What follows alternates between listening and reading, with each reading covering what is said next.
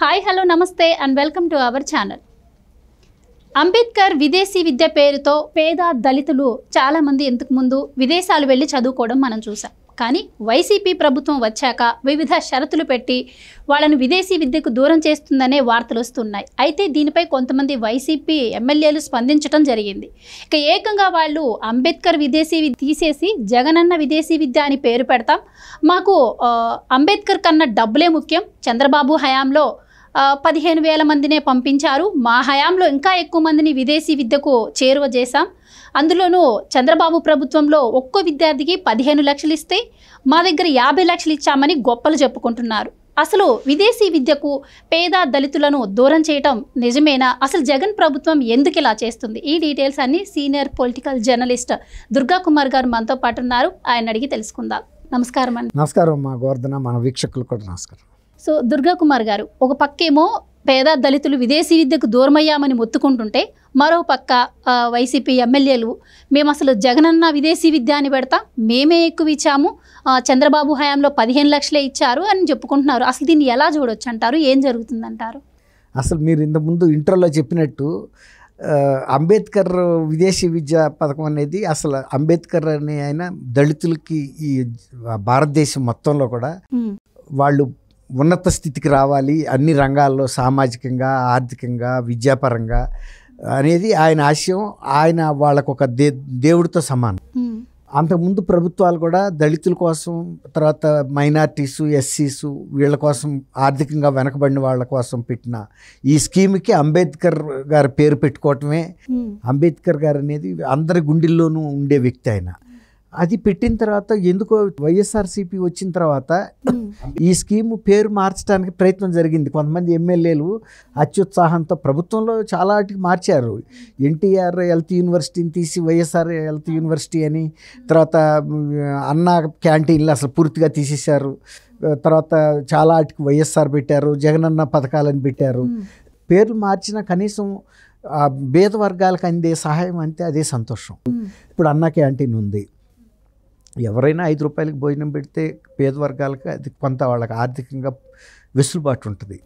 మామూలుగా రోజు 2 పూట్ల తినలేని వ్యక్తులు కూడా ఈ 5 రూపాయలు అంటే ఎఫర్ట్ చేస్తారు, తింటారు. సడన్గా దాన్ని మూసేశారు. అదే మరి పక్క రాష్ట్రం జయలలిత అమ్మ క్యాంటీన్లు అని ఉన్నాయి. మరి అక్కడ ముఖ్యమంత్రి స్టాలిన్ గారు వచ్చాడు, వ్యతిరేకమైన ఆ పార్టీ అయింది. ఇద్దరు వేరు పార్టీలు. అప్పుడు కార్యకర్తలు అత్యుత్సాహంతో బోర్డులు పగలగొడితే కూడా ఆయన వారించాడు, తప్పు ఇట్లాంటివి చేయకూడదు, ఎవరైనా కూడా మంచి ఉద్దేశంతో పెట్టినప్పుడు మనం వాటిని కొనసాగించాలి, పేరు కూడా మార్చాల్సిన అవసరం లేదు. అంతకుముందు ఇంకా చిన్నగా ఉన్న బోర్డులు ఇంకా మంచి బోర్డులు పెట్టించాడు కలర్ఫుల్గా జయలలిత గారు అమ్మ క్యాంటీన్. అది ఒక రాజకీయ సంస్కారం. కానీ ఇప్పుడు వస్తున్న కుసంస్కారం, ఈ పిగ్మీల్ లాంటి వ్యక్తులు రాజకీయాల్లోకి వచ్చి అంబేద్కర్కి ఒక 400 అడుగులతో ఎంతో స్టాచ్యూ పెట్టారు. అంత స్టాచ్యూ పెట్టిన వాళ్ళు ఆయన పథకం పేరు ఉంటే తీసేయాలనే కుంచితమైన భావన కలిగిన వ్యక్తులు అది కేవలం ఓట్ల కోసం పెట్టిన తప్ప ఆయన మీద ఉండే అభిమానం కాదు, ప్రజల మీద అభిమానం కాదు. ఎస్సీ ఎస్టీ వర్గాల ఓట్లు రాబట్టుకోవటానికి నిజంగా అంత ప్రేమ ఉంటే అసలు ఈ పథకంకి మార్చాల్సిన అవసరమే ఉంది? ఆ ప్రయత్నమే జరగకూడదు కదా. అంతటి మహానుభావుడి కన్నా మించినాడు ఎవరున్నారు భారతదేశంలో? దళిత వర్గాల కోసం కృషి చేసిన వ్యక్తులు. ఆయన పేరు కూడా మార్చి జగనన్న, నువ్వు ఇవాళ వచ్చావు రాజకీయాల్లోకి, రేపు ఉంటావో లేదో తెలియదు, ఒక్క ఛాన్స్ అడిగావు, నువ్వు ఇచ్చారు, మళ్ళీ రేపు 24 ఎలక్షన్లో మార్చుకునే హక్కు ప్రజలకు ఉంది. అది పక్క రాష్ట్రం తెలంగాణలో కూడా చూపించారు. తెలంగాణ తెచ్చిన వ్యక్తిని నేను తెలంగాణకి పితనే అన్నా కూడా సరే, అది అంతవరకు బాగానే ఉంది, ఈ పరిపాలన 10 ఏళ్ళు చాలని. అలా ప్రయత్నం అయితే జరిగినప్పుడు వీళ్ళు ఎస్సీ ఎస్టీ వర్గాల ప్రజలు వ్యతిరేకించారు. సరే, అది అక్కడికి మానేశారు. కానీ ఇంతకుముందు మీరు ఇంట్రోలో కూడా చెప్పినట్టు వాళ్ళ ఎమ్మెల్యేలు ఏం చెప్పారు?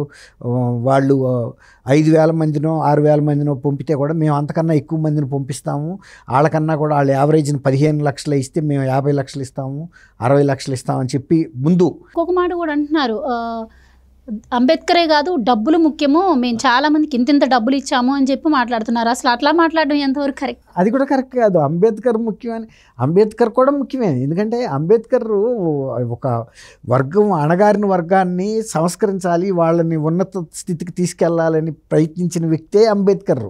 అంబేద్కర్ అంటే వాళ్ళకి అంత ఆఫ్టర్ ఆల్గా కనపడుతున్నాడేమో మరి తెలియదు. నిజంగా అంత ఆఫ్టర్ ఆల్ వ్యక్తి అయితే 400 అడుగులతోనో ఎంతతోనో విజయవాడలో ఎందుకు విగ్రహం పెట్టారు?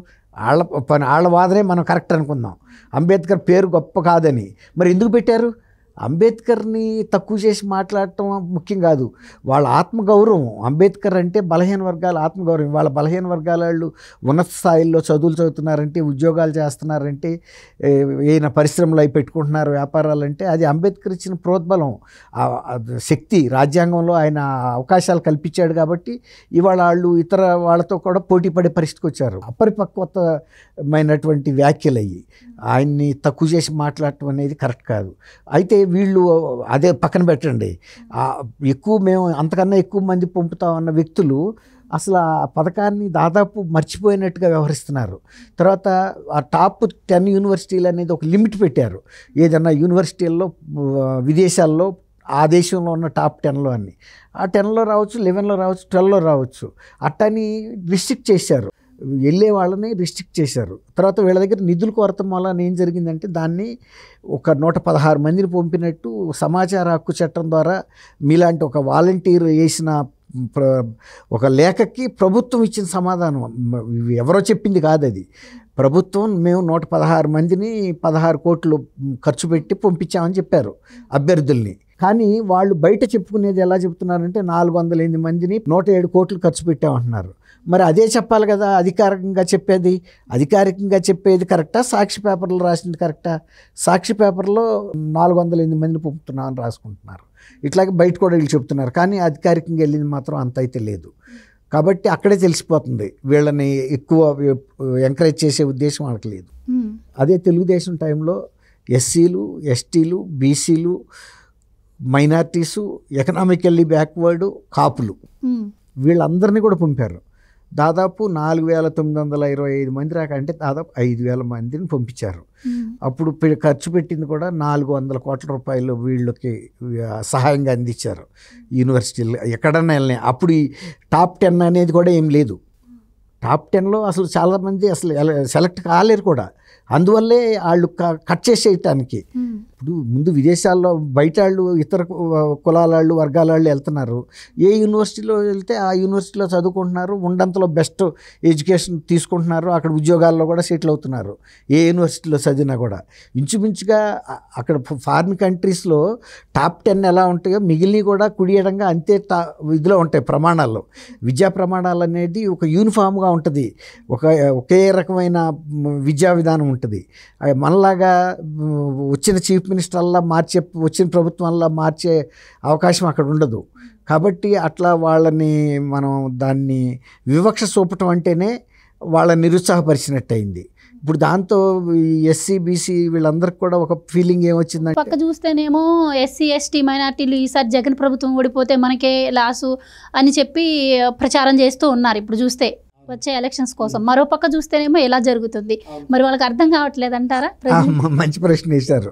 ఇప్పుడు చెప్తున్నా వాళ్ళు ఏంటంటే బయటకి చెప్పేది ఒకటి, వాస్తవంగా మరి ఇప్పుడు అధికారిక పబ్లిక్ ఇన్ఫర్మేషన్ యాక్ట్ కింద రాసిన లెటర్కి ఆంధ్రప్రదేశ్ ప్రభుత్వం ఇచ్చిన అధికార సమాధానం 116 మంది. వాళ్ళ దగ్గర కనుక వేలల్లో మంది వెళ్తే వాళ్ళు రాసుకోరా?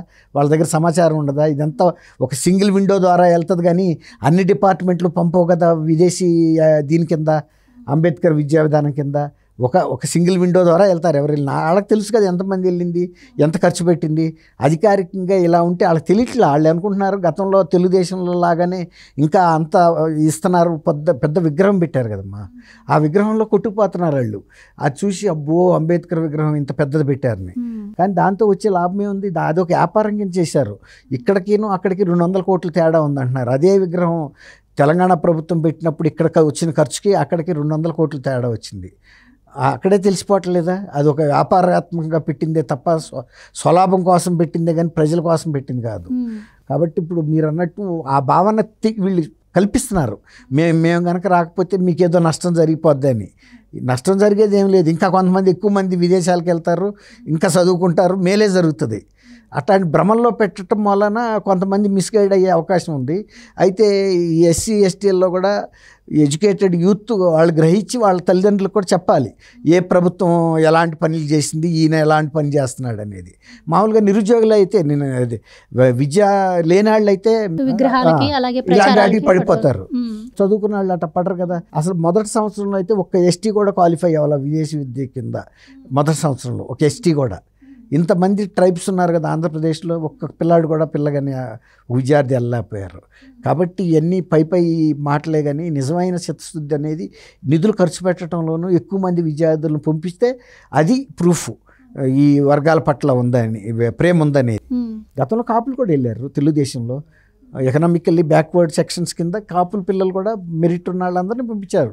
ఎవరు ఏ యూనివర్సిటీలోకి వచ్చి సీటు తెచ్చుకున్నా సరే నువ్వు ఫలానా యూనివర్సిటీలో ఎందుకు తెచ్చుకోలేదని ఏం ప్రశ్న లేదు, పంపించారు. అది 400 కోట్లు ఖర్చు అయిందంటేనే 5,000 మంది విద్యార్థులు వెళ్ళగలిగారు. అది ఒక మంచి ప్రోగ్రెస్ కింద లెక్క. ఒక పరిపాలన టర్మ్లో వెళ్ళగలిగారు. థ్యాంక్ యూ సో మచ్ అండి.